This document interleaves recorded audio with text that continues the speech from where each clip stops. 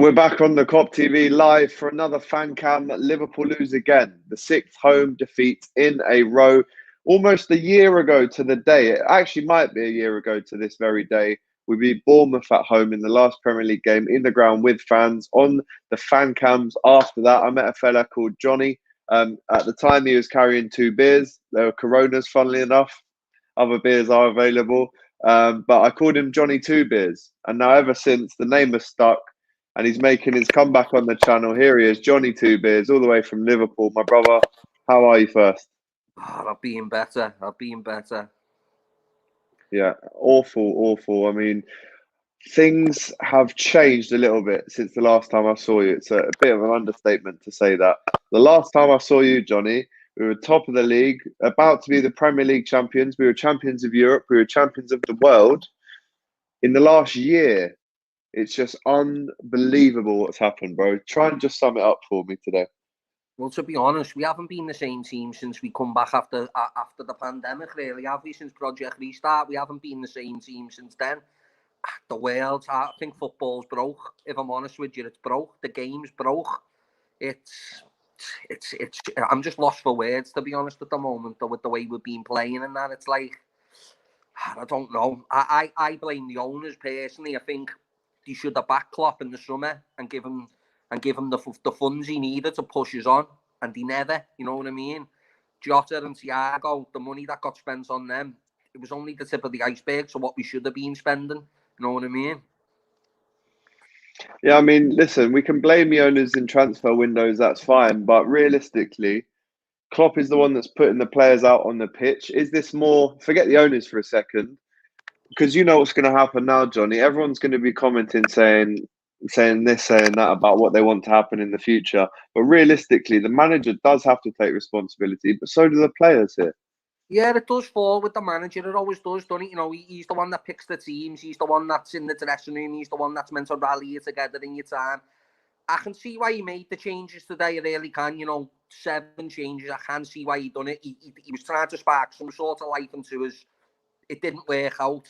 Obviously, as you just said, the results fall with the manager. But I believe why we were champions, we should have went out and done all our top business then what we were going to get, because next season it's going to be hard to get them targets that he wants. You know what I mean?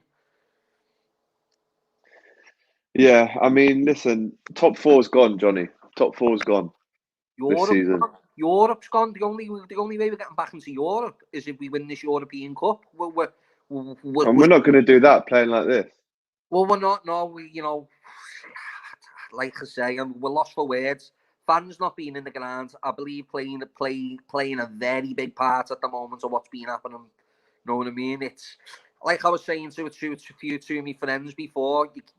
You can't go you can't give someone money to go and get, like, say, food shop and say and expect Marks and Spencer's food with little money. You know what I mean? That's the way you're looking at it.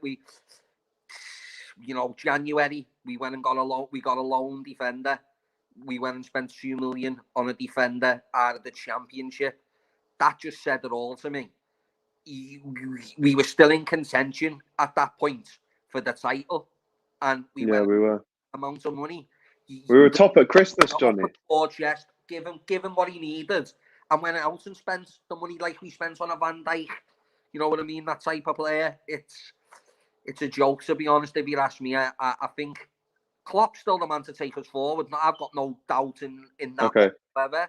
He's still got my back, and if he's got everyone else's, that's a different story. But I think he's the man to still push us forward. I just think he needs backing.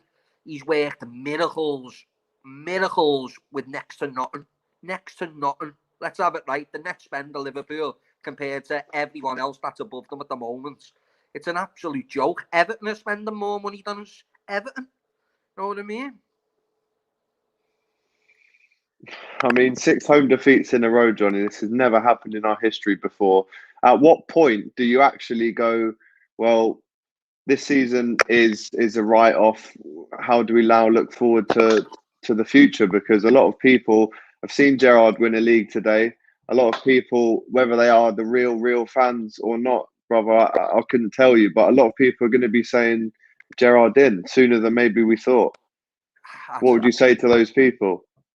He's still got time. He's still learning. He's definitely going to be the one for the future for us. There's no doubt about that.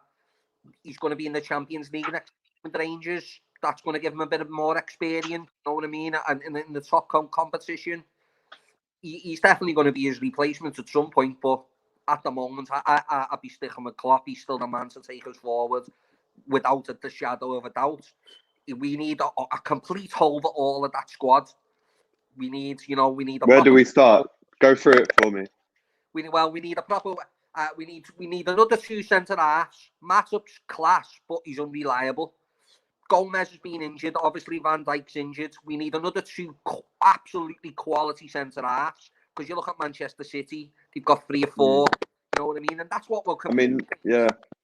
That's what we've got to compete against. That's what you've got to look at. They're the team, I'm watching them now. Actually, they're getting beat by United, but it's it's one of them. They're still there, the team now. Again, they're going to be the team, the benchmark that we need to get to. We need.